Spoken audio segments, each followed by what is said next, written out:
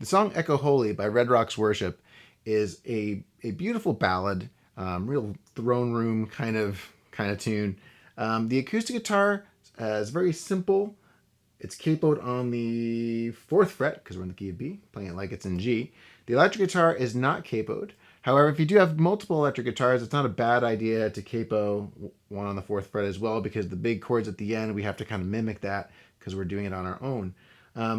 If you don't have 2 electric guitars, it's nice we actually we're combining a lot of parts in this song, but it keeps it interesting for us the whole way through. So just use the tabs in this one for sure, because there's a lot of space in between things as well, so that's going to help you kind of count things if you need to.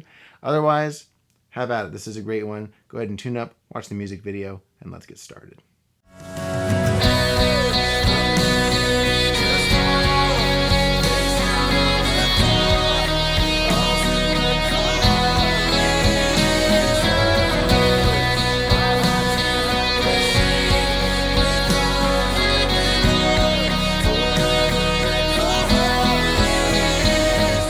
Going into that chorus, we go with this driving riff. It's going to sound like this.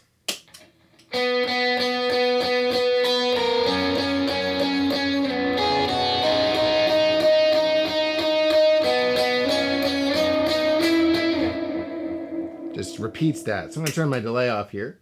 We're just driving away, and it's kind of cool sounding. We're going to start on that 4th fret of the G, just 1 and 2 and 3 and 4 and. So hanging on the G and then pinky up on that 7th fret of the E. And 2 and 3 and 4 and. Then bring your middle finger onto the G here. 1 and 2 and 3 and 4 and. So once again, 1 and 2 and 3 and. So slide back to 4. Picking up with the ring finger on the E.